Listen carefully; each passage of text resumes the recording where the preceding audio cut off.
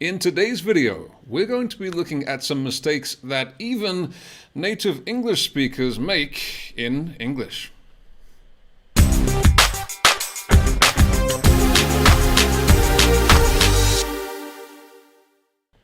All right, welcome back everybody. This is Lloyd's Everyday English on YouTube. Very nice to have you with me today.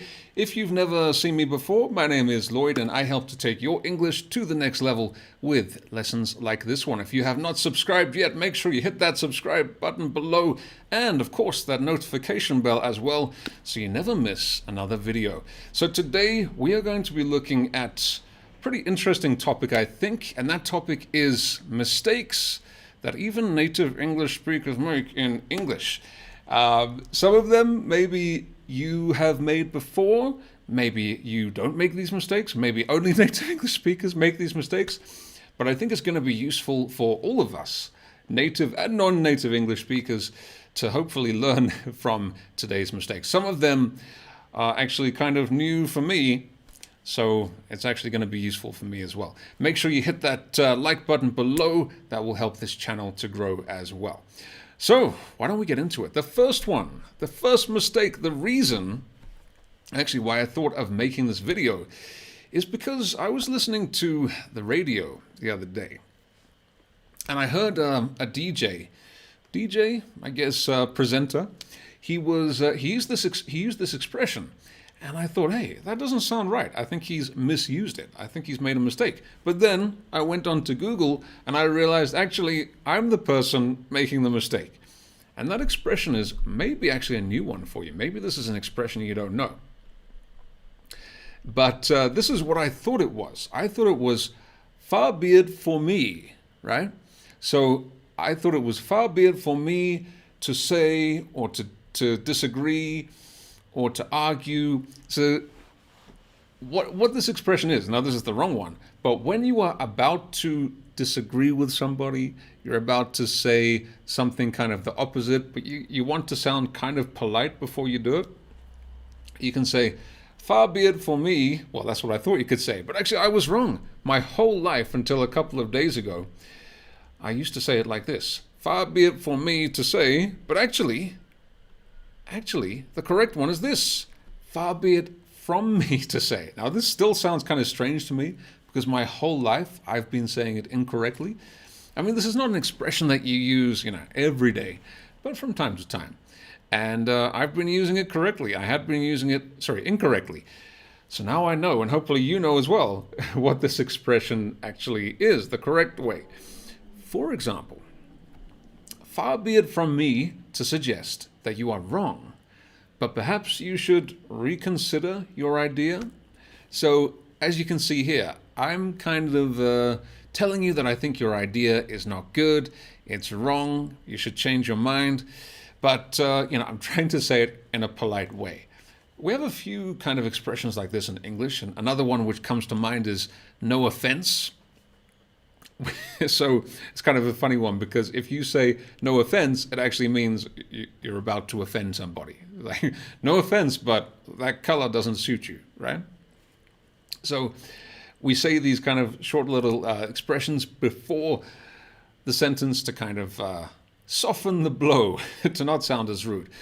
So that's the first one, the first mistake that native English speakers make all the time, including me. And well, hopefully it's not just me. I'm pretty sure it's a pretty common mistake. If you are a native English speaker watching this, let us know in the comments if you've made this mistake as well. So far be it from me to say ... Now the next one that I want to look at today is not one, I don't make this mistake, but this is a common mistake that I've seen among native English speakers in writing. Not really in speaking, I don't think, but you will see this mistake a lot in comments, maybe, emails, text messages, and this is not good. You want to definitely be careful with this. If I ever see a native English speaker getting this one wrong, it doesn't look good. I mean, I don't mean to be rude. Of course, there are differences in certain words and expressions when it comes to dialect, etc. But this is not that. This is simply a misspelling. Okay? Now, what am I talking about? I'm talking about these two words. The first one here, how do we pronounce this one? The first one is loose. Loose. So you have a s sound at the end. And the second one here is lose. Lose. So you have a Z or a Z sound, as Americans would say. So loose and lose. Now, what is the difference in meaning here? The difference is that if something is loose, well, what is the opposite? The opposite would be tight. Let's say, for example, you have very tight clothes, and that might be uncomfortable. On the other side, you might have very loose clothes. Imagine you have a new pair of jeans, and they are too baggy, too loose. You need to wear a belt because they are too loose. So that's the meaning of loose. And I often, very often see this word used instead of lose. So people will say, for example, like in a comment, I don't know, your team is going to lose the game.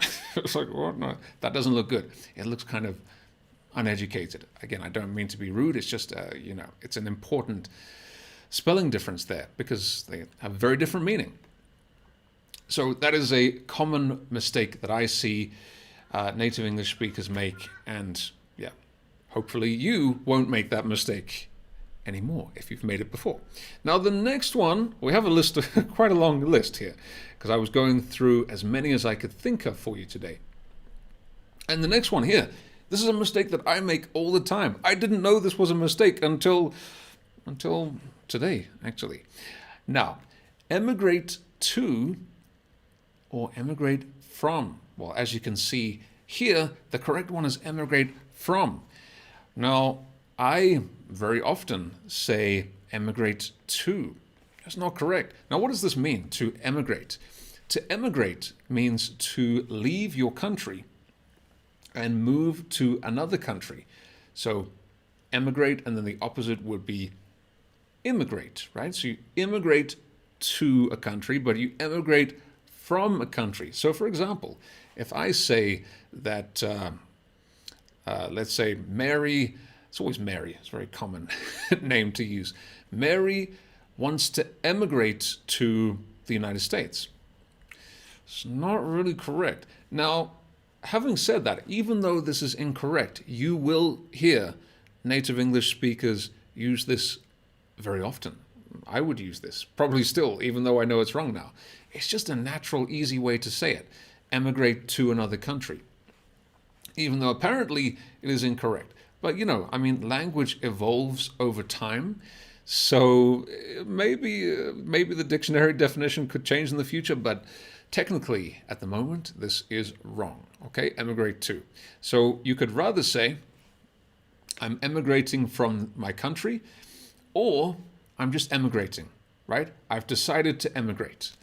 And I'm immigrating with an I, immigrating to another country. Okay, hope that is clear. Please make your own example sentences in the comments so we can make sure you are using them correctly. The next one is actually connected to this YouTube channel. What am I talking about here? Lloyd's Everyday English. Hit that subscribe button if you have not yet, of course, and the notification bell. Lloyd's Everyday English. Now, Lloyd's Everyday English, is it 2 words or 1? 2 words or 1? Well, if you take a look at the channel name right now, you can see that it is 1 word. Okay? Lloyd's Everyday English. Now, these words are very similar, but they are not exactly the same. And this is a mistake that I have made in the past. I will admit it. Hopefully not anymore. But I would say probably, maybe even from time to time, I still make this mistake, especially if I'm maybe typing quickly. Now, this would be a written mistake, not a spoken mistake, because if you're speaking, they both sound the same. Every day, every day. But let me know in the comments if you know what the difference is. All right, so let's take a look. Every day, if it is 1 word, okay, every day as 1 word is an adjective. Now, this means, it can mean literally every day, but it can also mean very, very, very often or usually. It can even mean common and ordinary and normal. So you could even call somebody an everyday guy, right? Just a normal guy. I'm an everyday guy. I'm an everyday guy. You could have your everyday clothes, right? The kind of clothes you wear every day. But it can also mean like very, very often or even every single day, but as an adjective. Okay, so we have, for example, everyday routines. We have Lloyd's everyday English. We have everyday habits, everyday problems. Now, in the adjective form, it will just be one word every day. Okay. Let's see if we can make an example sentence here. And I should say as well, just before we do that, every day, if it's two words, that literally means, we'll come to that word in a moment as well. That's a commonly mistaken one. Every day, if it's two words, it's actually a phrase, not an adjective. It means every day, every single day. It just means Monday, Tuesday, Wednesday, Thursday, Friday, Saturday, Sunday. Every single day. That's all it means. It cannot be used as an adjective. If you are using every day as an adjective in two words, that is incorrect. Okay? Some native English speakers will incorrectly write it like this. Me too, sometimes. Hopefully not so much anymore. But that is incorrect. So, having said that, let's take a look at this example sentence here and see if you can guess the correct answer. I have to wake up early.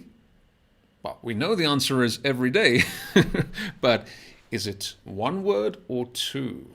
See if you can write that in the comments below. And let's take a look at the answer. I'll give you a moment here. I have to wake up early every day, every day, every day. What is the answer? The answer is every day. Two words, right? Two words. So I have to wake up early every day. Every single day.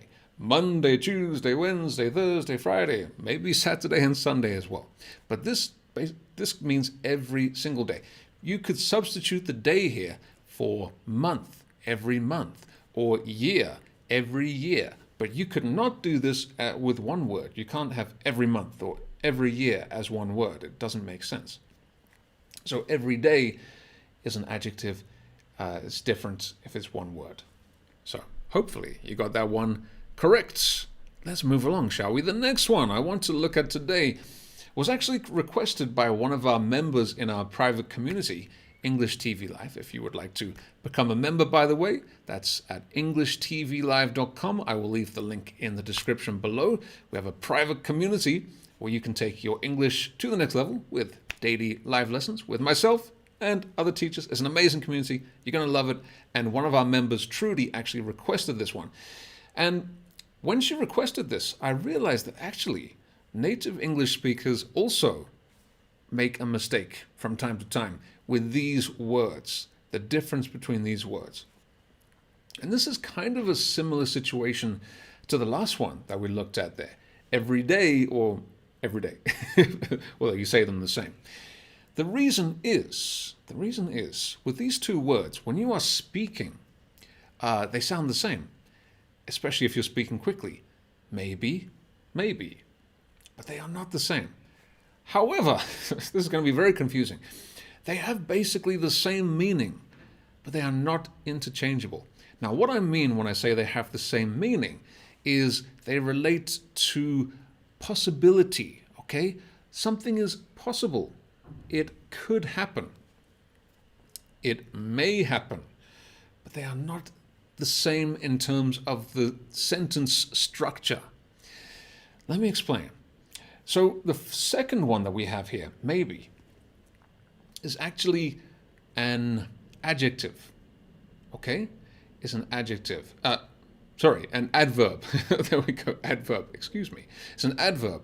So it cannot be used at the beginning of a sentence. This is the main thing I want you to remember.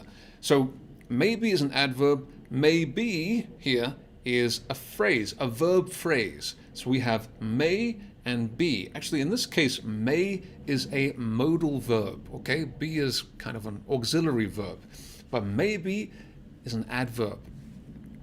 So the meaning is the same, but the grammatical structure is different. Now, I don't want you to worry too much about this because it can get confusing, but the main way to identify which one you should use is if it is at the beginning of a sentence, the first word, it should be the second one, maybe. So, we'll look at an example in a moment, but maybe this is going to be a difficult lesson. Maybe this is going to be a long lesson. It may be a long lesson. That will be two words. So in this case, with the two words, may is a modal verb. So think about this. This is another way to help you to identify the two, the difference between the two. So may be could be replaced by another modal verb. So could be, should be, ought to be, all right? So if you can replace may with another modal verb, then it's two words. But with maybe, that would not work, okay? Hopefully that is clear. But why don't we take a look at a couple of examples here? So the first one here, maybe or maybe. Is it one word or two? Something, she is upset. Okay, you look at this lady, whoever she is, and you're kind of worried. You can see her eyes are a bit red. She doesn't look happy. So maybe she is upset. One word. Okay, remember, as I said, maybe would always be at the beginning of the sentence. If you see it at the beginning, all right, then it's definitely going to be the adverb form. She is upset. Maybe she is upset, okay? If you put two words here, that would not be right, okay? And I have seen some native English speakers get these two confused from time to time. Maybe not as much as some of the other ones we're looking at today, but still, it is a mistake made even by native English speakers. And let's try another example, shall we? Just to make sure that we have this, down. We know exactly how to use this. Your leg, now, probably a doctor might be saying this, or a concerned friend. Your leg, broken. Your leg may be broken. Your leg may be broken. Your leg may be broken. I mean, both of those would be the same in speaking, but in writing, you have to make sure that it is different. So, what would the answer be? The answer would be, your leg may be broken. Your leg may be broken. Two words here. Now, remember I gave you a tip just now. So with may as the modal verb, we could exchange this for another modal verb. So you could also say, your leg could be broken. Your leg might be broken. So since we can use some other modal verbs there, then it is two words, not one. But I have seen some native English speakers use one word in this case, which would not be correct. All right, let's move along here. Here's another one, which I have to admit I have made mistakes with this one before. And probably if I'm speaking quickly in a conversation, in an everyday conversation, I may make a mistake with this one. I could care less. I could care less. Now, this is wrong, but you will hear people use this expression from time to time. I could care less. Now, the correct way to say it is, I couldn't care less. All right? I couldn't care less. I have heard this one not mispronounced, but misused many, many, many times. Now, what does this mean? I couldn't care less. This basically means I don't care. I don't care at all, right? It's impossible.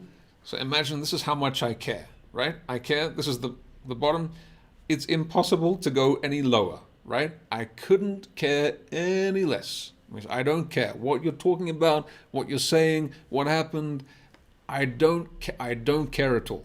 Okay? I don't care at all. I couldn't care less. It's kind of rude, actually. I couldn't care less. Actually, it depends on the situation. It could be suitable in some cases. But you will hear people use this in the wrong way. I could care less. Now, the reason this is wrong is because actually, if you say I could care less, that means even though you don't care very much, it's possible you could care even less. You could not care even more. So it's not 0% caring. Maybe it's like 5% or 10%. So I could care less, right? I don't care, but it's possible I could not care even more. But if you say I couldn't care less, then I just don't care. I just don't care. I really don't care. So, for example, hey, did you see the big game last night? It was crazy. Somebody who's not interested in sport could say, I couldn't care less. I'm really not interested in sports. Or, did you hear what the president had to say? I couldn't care less. I'm really not interested in politics these days. I saw your ex-wife with another man. I couldn't care less. I don't care about her anymore, right? So, I couldn't care less. I don't care at all. At all. All right, let's move along. And this is a pretty common one. This is a pretty common one that I have heard. And I will admit that in the past, I used to mispronounce this one. Now, not anymore, but pronunciation. You will hear, I've heard so many native English speakers say this incorrectly, including myself in the past. Now, it is not pronunciation, okay? So the verb is to pronounce, right? I hope you pronounce that correctly, or let me help you with your show you how to pronounce that. But pronunciation is the correct pronunciation, right? Now, I'm sure many of you knew this already. But it is a mistake that native English speakers make from time to time. Not all, maybe not majority, but there are a minority of native English speakers who say this incorrectly, pronunciation. So it is pronunciation. Next one is good versus well. These two are used incorrectly by native English speakers from time to time. Now, the difference is that good is an adjective, okay? It was a really good movie, a good football game, a good student, all right? But well is an adverb. Actually, I should elaborate. Well can also be an adjective as well. But generally well is an adverb. The one case where well is an adjective is the meaning of healthy. So I could say, for example, you look well, right? I feel well. Now, in this case, it's not an adverb, it's an adjective, okay? So forget about that, though, for a moment, because the main one I want to focus on is good and well. So to do something well is the correct way to use it. So to sing well, to play well, to speak well, these are correct. But I have heard native English speakers, non-native English speakers say actually, a very common one that I hear is you did good, right? A lot of native English speakers will say this, you did good. Now, as I said before, I have to say that language is evolving. So, a lot of these rules are maybe outdated and old-fashioned, but technically that is wrong. Okay, so you did well, all right? So you did well, you spoke well. If I say you sang good, you played good, I have heard native English speakers say this. I would say generally if a native English speaker says this, they might correct themselves. I've heard that a lot as well, probably from myself. So you did really good. I mean, you did well, or you sang good, you sang well. So, yeah, just be careful with that. Good is the adjective, well is the adverb, generally, except unless you're talking about health. All right, let's move along, shall we? We only have a few more to go, but this is one that I make this mistake all the time. I make this mistake all the time. Probably, yeah, every day I make this mistake. And I would say, if I were to guess, I would say most native English speakers don't know the difference between these two in terms of the correct way to use them, including myself. I had to double check. Now, fewer and less. Let me know in the comments if you know what the difference is between these two in terms of how they should be used. So, fewer and less, they have the same meaning. However, fewer should be used with countable nouns. Less should be used with uncountable nouns. So, let's look at some examples to make it clearer. I have less free time than I would like. In this case, time or free time is uncountable. You can't count time. I mean, you can measure time, but time itself is uncountable, even though we have watches, and that's a story for another day. But time is uncountable, so I have less free time than I would like. Now, less, remember, less we use with countable nouns. However, I have fewer problems these days. I have fewer problems these days. Fewer, as I said a few moments ago, is with countable nouns. Problems are countable. I have one problem. I have 2 problems, 10 problems, too many problems. Okay? So I have fewer problems these days. This is correct. And the previous sentence was correct as well. I have fewer, I don't know, maybe you have fewer devices in your house because you sold some of them. You have fewer friends after you left and emigrated from your country, emigrated from. So this is, now, I have to say that even though there is that difference, technically, I wouldn't worry about it too much. I mean, I often get these two confused, and you're going to hear native English speakers incorrectly use this all the time as well, probably including myself. So it's a good one to know, but I wouldn't worry about it too much. There are more important ones to worry about. Speaking of important ones to worry about, this is definitely an important one, and that is another mistake that native English speakers make. I think I'm rhyming now. Misspelling, and actually I'm guilty of misspelling the word misspelling from time to time. That's a story for another day. Misspelling homophones. Misspelling homophones. Now, homophones, what are they? Homophones are 2 words which sound the same. 2 words which sound the same, but have a different meaning, okay? Or a different spelling. So, why don't we look at some examples of some really common ones which are misspelled. Now, the reason that they are misspelled, see, I'm making a mistake maybe here, but the reason they are commonly misspelled is because sometimes we write things the way that we say them, the way we think they sound. For example, I should have said sorry. I should have said sorry. Now, if I say this, I should have, then, and sometimes we say shoulda, but I should have said sorry.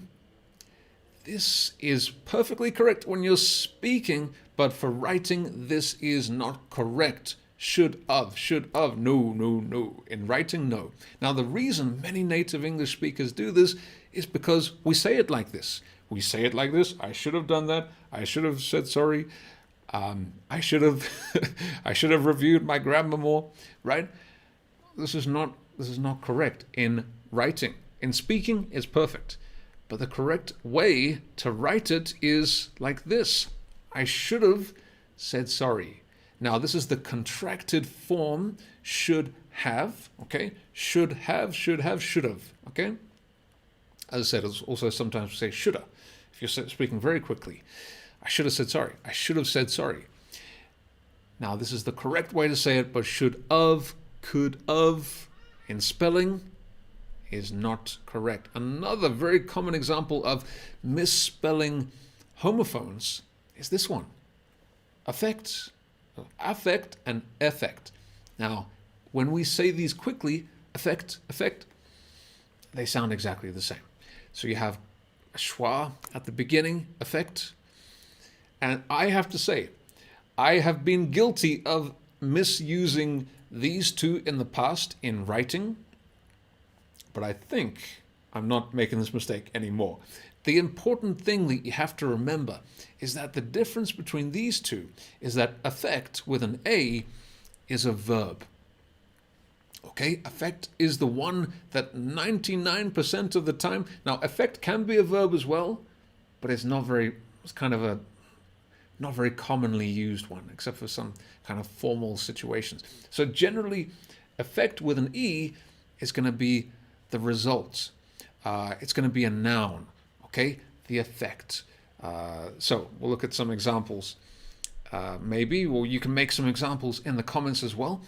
So affect with an A, we could say something like, I hope this drug doesn't affect me too much, right? Or, what was the effect of the drug? Or, this movie was really touching. It really affected me a lot. What was the effect of the election result? So this is result, this is the noun generally, and this is the verb, okay? So I just want you to remember that. If you remember that, verb, noun, then you will be fine. As I said, this is a very common mistake that native English speakers make, including yours truly. I don't make this mistake anymore, I don't think, but I have made it plenty of times in the past. We have two more today. I've made a long list for you, and this is one that you hear a lot. Really, you hear this a lot. And some people, some native English speakers get really angry when fellow native English speakers use this one incorrectly. Now, again, this might be a case of language evolving, but you should be aware of the original meaning. Now, literally means really. Something is exactly true. Okay, so this nice mug, English TV Live mug, is it's literally a mug, right? Today, as I make this video, is literally a Friday. I'm sure you guys can think of some better examples, but when something is it's just true. It is literal. Something is literal, it is true, it's factual. However, we often, native English speakers, very often, I think I'm guilty of this too, probably, use literally when we actually mean figuratively. It's not literal. We use it when we are kind of exaggerating. So, for example, you might hear somebody say, especially, I would say Americans are even more guilty of this. Like, oh my God, this is literally the worst day anybody has ever had. Okay? Now, I don't know how you would measure that, but is it the worst day anybody has ever had? Literally? Or maybe somebody could say, I am literally, I'm sorry about the American accent, I am literally starving right now. Like, you're hungry, but you're not literally starving. Or, she is literally a dragon. It's like, no, she's a human being. Okay, so a lot of native English speakers actually get really angry when they hear this misused. So it's actually when literally should be when something actually is something. So today, as I said, is literally Friday as I'm making this, but maybe it is another day while you're watching this. This is literally YouTube, right? This color is literally red. Now, it's kind of boring examples there, but it just goes to show you what literally actually means. Okay, so maybe you are talking to somebody and you say, well, I'm really interested in I don't know, some type of science. And you could say, I'm literally a science professor. You should talk to me about it. In that case, it's okay. So I hope that makes sense. And if you are a native English speaker, let me know in the comments if literally annoys you. The very last one out of this list that I have made of mistakes that native English speakers, including me, make. Now, I don't make all of these mistakes I've mentioned today, but I do make many of them. And I don't think I make this one, maybe from time to time, but this is the misuse of past participles. I'm talking specifically about with irregular verbs. So you will hear native English speakers misuse irregular verbs in the past simple form or the past participle form. You're going to hear that quite often. And I'm probably guilty of this from time to time as well. Now, some of the most common examples that came to mind from here are words like this: drank, drunk, swam, swum, sing, sung. So especially words where the past participle is with a U, like sung, swum, drunk.